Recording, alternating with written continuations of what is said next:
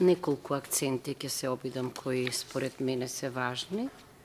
Прво, и овој извештај, како и сите останати, што е пред нас во 2023, а се однесува на 2021 година, е задоцнет, иако гледам дека овде стигнал на 31.3.2022 година, и јас постојано укажувам дека логично е ние да ги читаме извештаите и низ призма на извештајот на Европската комисија за напредокот, а тој секогаш доаѓа како што треба овде на дневен ред некаде на крајот на истата година на која што се однесува.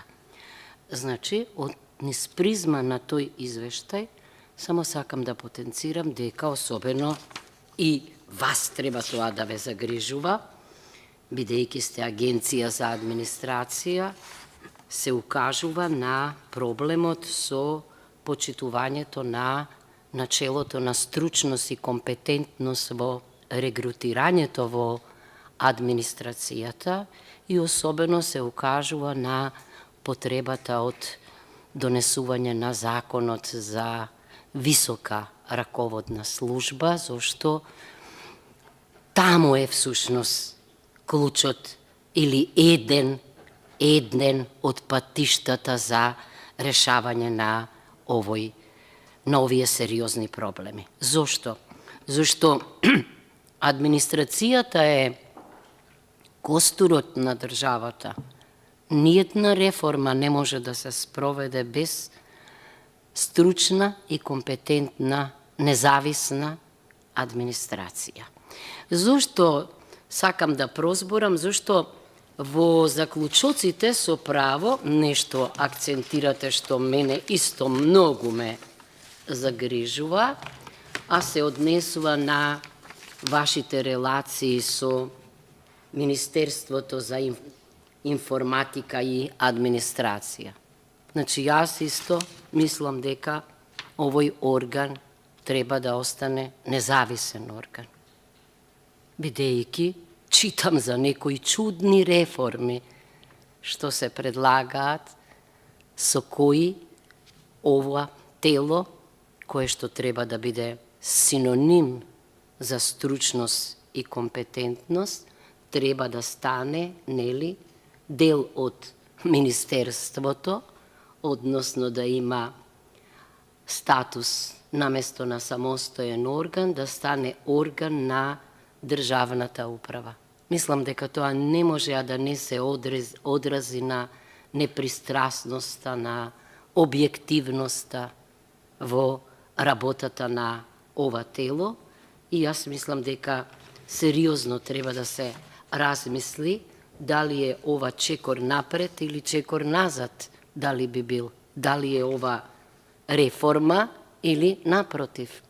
Значи, опасност уште поголема, што не е во согласност со забелешките во извештајот, опасност од партизација и од политизација.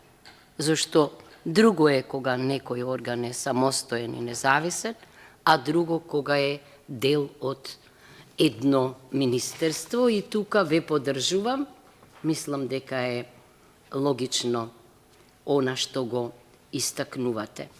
Друго што би сакала исто да кажам, да, и јас се согласувам дека честопати се отвара неконтролиран простор за дискреционо постапување, зошто заради неусогласеноста на или непрецизноста на одредбите од повеќе закони, Законот за административни службеници, Законот за вработените во јавниот сектор.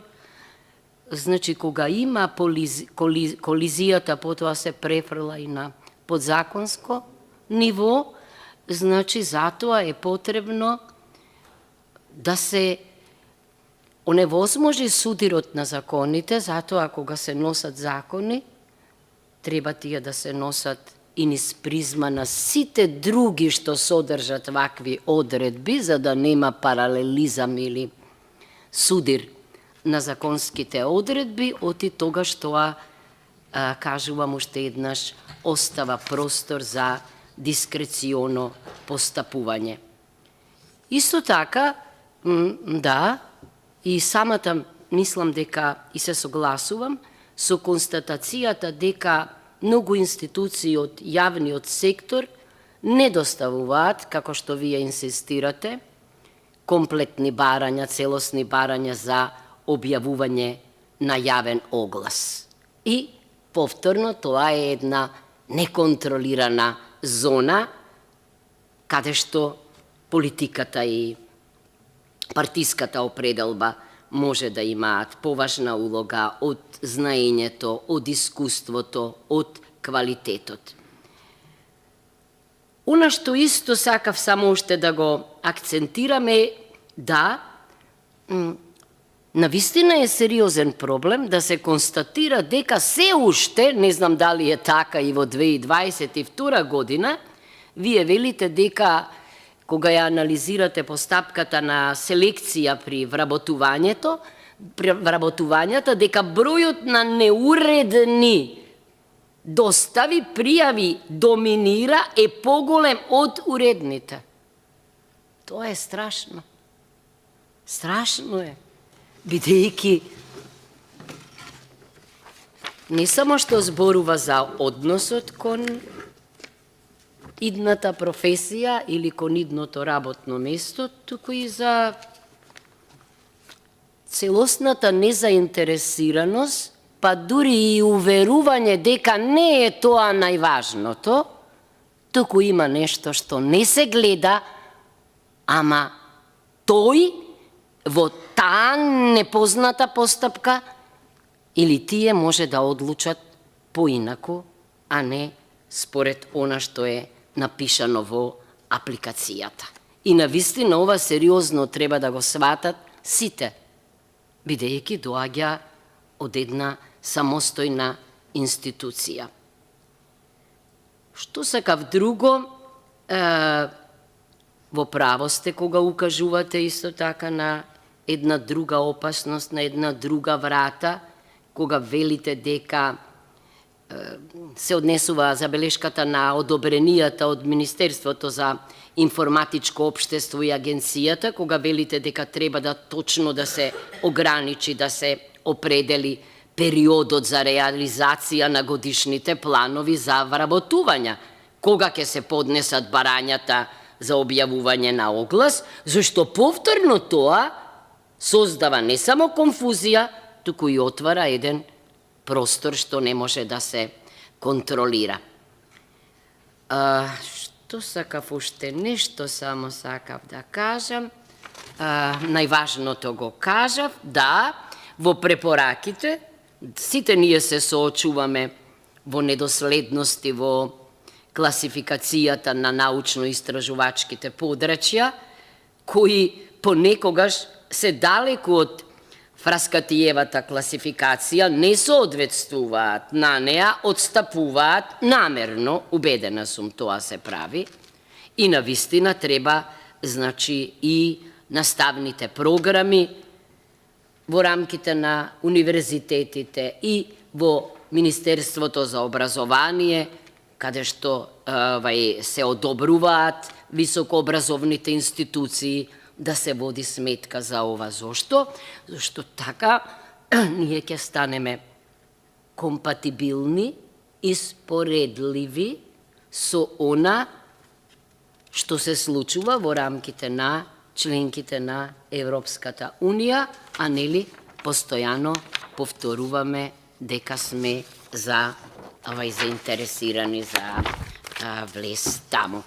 Нема да ги анализирам јас другите ставки, меѓутоа се работи за еден извештај кој што има логична структура од правната основа до надлежностите, до реализацијата, до комуникацијата и така натаму. И за разлика од предходните извештаи, немав шанса за фатена бев околу и за заштита на личните податоци, овде нешто друго се гледа логично. степенот на образованието на вработените. Оти вие не можете во една институција во која што нема високо образовани, без магистратура, што денеска во рамките на ЕКТС е сосема нешто обично и логично, да имате доминација на лица со 180 кредити. Тоа не е таков случај и јас се во охрабрувам. Мислам дека и ние, пратениците, треба да помогнеме да се брани статусот на независни и самостојни тела од опасноста наречена политизација и партизација, зашто тогаш гаранциите за стручност и компетентност, кои што се најважните, се поголеми. Благодарам.